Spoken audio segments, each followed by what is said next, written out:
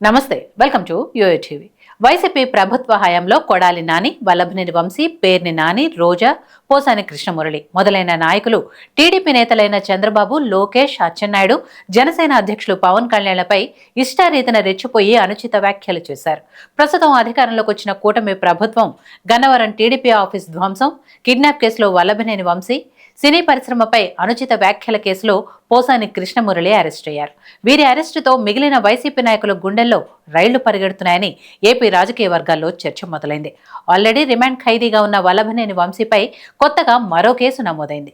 తాజాగా పోసాని కృష్ణమురళిపై కూడా రాష్ట్ర వ్యాప్తంగా అనేక కేసులు నమోదవుతుండటంతో వైసీపీ నాయకుల్లో రోజురోజుకు ఆందోళన ఎక్కువవుతుందట. వీరే కాదు, వివాదాస్పద దర్శకుడు రామ్ గోపాల్ వర్మ, సినీ నటి, యూట్యూబ్ నిర్వాహకురాలు అయిన శ్రీరెడ్డిపై కూడా కేసులకు సిద్ధమవుతున్నారని, ఏ క్షణంలోనైనా వీరిని కూడా అదుపులోకి తీసుకుంటారని వార్తలు వినపడుతున్నాయి. ఇక్కడ ఓ గమ్మత్ ఏంటంటే, పోసాని కంటే దారుణంగా రెచ్చిపోయి పవన్ కళ్యాణ్, లోకేష్లపై బూతులు తిట్టిన వారిలో శ్రీరెడ్డి ముందు అరెస్ట్ అవుతారని వార్తలు వినపడ్డాయి. ఈ క్రమంలో శ్రీరెడ్డి కూడా హైదరాబాద్ నుండి తన మకాం మార్చేసి చెన్నై వెళ్లిపోయి తన మీడియా ఛానల్ ద్వారా సీఎం చంద్రబాబు, లోకేష్, పవన్ కళ్యాణ్లను ఉద్దేశించి మాట్లాడుతూ భవిష్యత్తులో ఇలా మాట్లాడనని, మళ్లీ అలాంటివి పునరావృతం కాకుండా చూసుకుంటానని టీడీపీ అధికార నేతల్ని వేడుకుంది. ఇక టీడీపీ ప్రభుత్వం కూడా కొంత శ్రీరెడ్డి అరెస్టు అంశంపై వెనక్కు తగ్గింది. శ్రీరెడ్డి కూడా ప్రత్యక్షంగా రాజకీయ నేత కాకపోవటం వల్ల కావచ్చు, మహిళ అయి ఉండటం కావచ్చు, లేదా శ్రీరెడ్డి ప్రదర్శించిన పశ్చాత్తాపం వల్ల కావచ్చు, మొత్తానికి శ్రీరెడ్డి అరెస్టు వార్తలకు అప్పుడు తెరపడింది. కానీ ప్రస్తుతం వస్తున్న కథనాల ప్రకారం శ్రీరెడ్డిని కూడా అరెస్ట్ చేస్తారని వార్తలు వినపడుతున్నాయి. శ్రీరెడ్డితో పాటు రామ్ గోపాల్ వర్మ కూడా అరెస్ట్ అయ్యే ఛాన్సెస్ ఎక్కువగా ఉన్నాయని అంటున్నారు.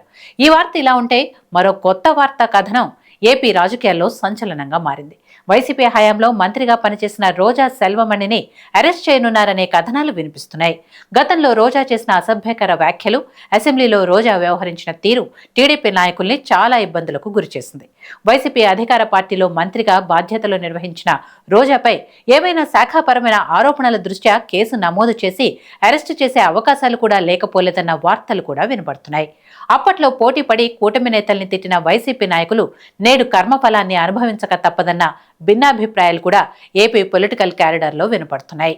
అధికారంలో ఉన్నప్పుడు అడ్డగోలుగా వ్యవహరించారని, ఇప్పుడు ఆగమాగం అవుతున్నారని అంటున్నారు.